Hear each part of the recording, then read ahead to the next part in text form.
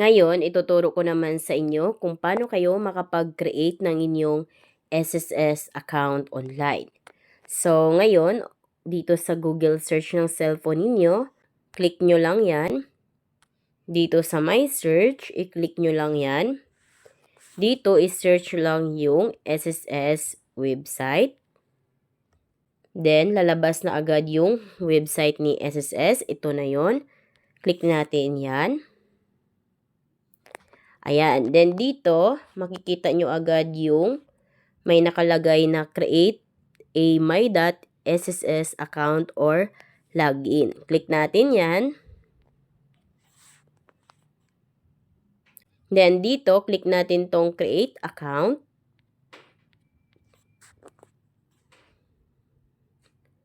So, dito, para magkaroon tayo ng user ID at saka password, so, click natin tong create now. Ayan. Then, dito, mamimili kayo kung kayo ba ay magpa-member, regular employer, household employer, ayan, or coverage and collection partner. Pero itong tutorial nito is kung paano tayo karoon ng SSS account as a SSS member. Kaya click natin tong member. Ayan, then dito meron tayong 4 na steps para magkaroon na tayo ng ating SSS account. So ito yung step 1, step 2, step 3 at saka step 4. So dito sa registration preference, mamimili tayo dito kung ano yung applicable sa atin. So dito, choose registration preference, click natin yan. Ayan. So, dito guys, medyo strict na si SSS. So, ito yung bagong update. So, kung kayo ay may savings account number sa inyong SSS account, UMID card, employer or household ID, payment reference number, date of loan, transaction number in UMID or personal record, or check number of any monthly pension. So, ito na lamang ang mga possible na pwede ninyong mapagpipilian paggawa ng inyong SSS account. So, dati kasi pwede kayong makapag-create ng inyong SSS account through your cellphone number. So, medyo strict na talaga si SSS sa mga privacy sa ngayon dahil nga madami daw ang nahahack na account sa SSS. So, nakatanggap kasi sila ng maraming reklamo na maraming nangahahack ng SSS account tulad ng may mga naglo-loan kahit naman is hindi sila nag-loan. Ngayon, ang pinakamabilis dito guys na mapagpipilian ninyo para mag-create kayo ng inyong SSS account is itong payment reference number. So, kung ano yung applicable sa inyo dito, so yun yung pipiliin ninyo. Pero I suggest, halimbawa nahirapan kayo dito dahil wala sa mapagpipilian. So, mas okay na piliin ninyo na lang ang payment reference number. Dito sa payment reference number, kung kayo naman ay self-employed, voluntary member, or kaya OFW, nakakauwi lang dito sa Pilipinas, pwede kayong pumunta sa pinakamalapit na bayad center sa inyo. So, kahit saang bayad center, pwede kayong makapagbayad ng inyong SSS. So, pag once nakapagbayad kayo sa bayad center, so magkaroon kayo ng inyong payment reference number. Pero kung kayo naman is employed, so pwede naman guys na alamin nyo yung employer or household ID. Kausapin nyo lang yung HR or yung employer ninyo kung ano yung employer number or household ID nila. Then, kung kayo naman is may UMID ID, so piliin nyo naman itong UMID card. Then, kung halimbawa naman, naalala nyo pa yung kailan kayo nag-loan, so pwede din yan. Ngayon, dahil ang pinakamabilis lamang is itong PRN, so click natin yan. Ayan, yan yung napili natin, payment reference number. Again, pumunta lamang kayo sa bayad center at magbayad na muna kayo ng inyong SSS contribution. Then, bibigyan kayo ng receipt ni Bayad Center. So, andyan yung reference number. So, yung reference number, ilalagay nyo lang dito. Click natin yan. Ayan, nailagay na natin ang ating reference number. Next is our contact information. So, dito naman sa contact information, lagay nyo lang yung SSS number ninyo or kaya yung CRN. Then, your email address. So, dapat guys, yung email address din ninyo is updated na. Then, next is preferred user ID. So, kung ano yung gusto nyong user ID ninyo at saka password. So, take note nyo yung preferred user ID at saka password ninyo dahil kada open nyo ng inyong SSS account, so yan na yung ipang login ninyo.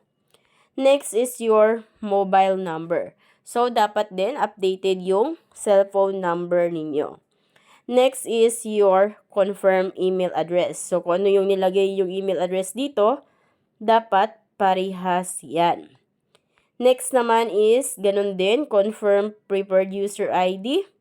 So, dapat parehas dito at ganun din sa password, dapat match dito.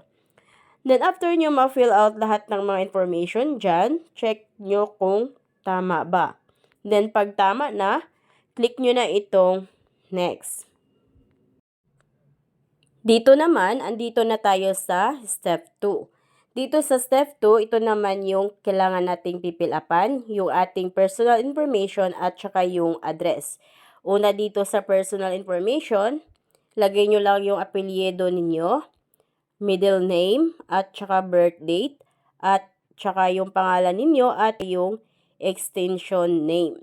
Dito sa extension name naman, tulad ng senior, the second, the third, ayan. So, lagay nyo dyan yung extension name ninyo.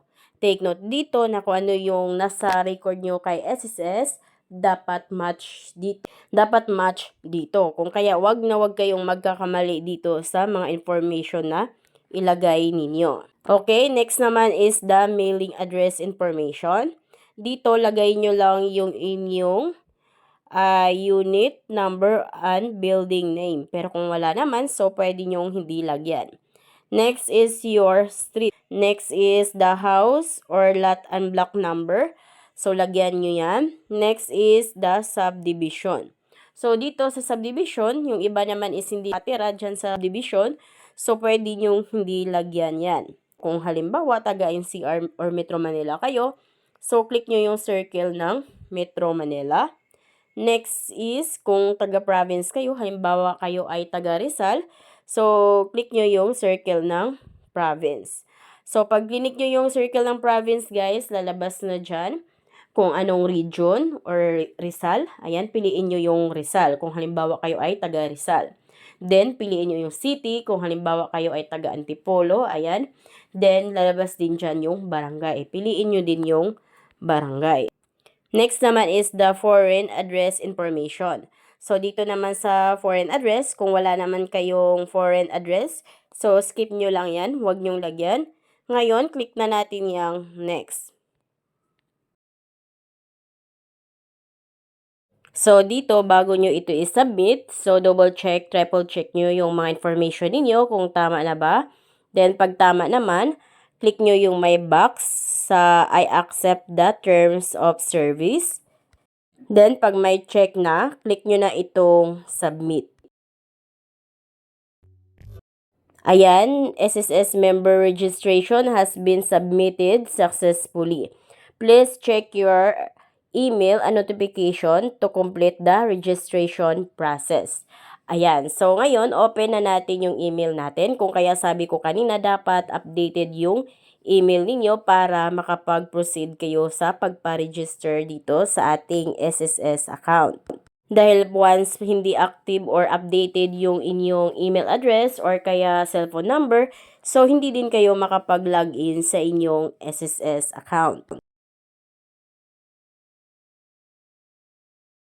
Dito naman, click nyo na itong click here, yung naka-color blue.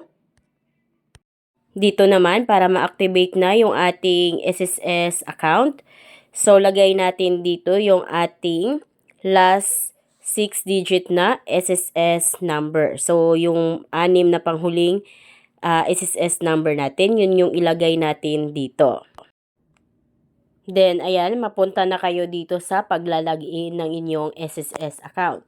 So, huwag nyo kalimutan yung inyong SSS user ID at saka password dahil kada login ninyo is yun yung ilalagay ninyo dito. So, dito kailangan ng OTP code. So, dito, click nyo lang itong get PIN. Ayan, then magte-text ng OTP code si SSS sa inyo. Then, ngayon, ilagay nyo lang yung OTP code dito, then click login. Then, ayan, nakapag-login na tayo. Click lang natin tong I agree. Ayan, so ayan guys, nakapag-login na tayo sa ating SSS account. May SSS account na tayo. So, makapag-check na tayo ng ating mga contribution at kung ano pang mga services online sa ating SSS. So, ganun lang guys kung paano kayo makapag-create ng inyong SSS account or user ID at saka password through online. So, kung kayo ay bago sa aking vlog, please consider to subscribe para updated kayo lagi sa mga videos ko. Thank you for watching!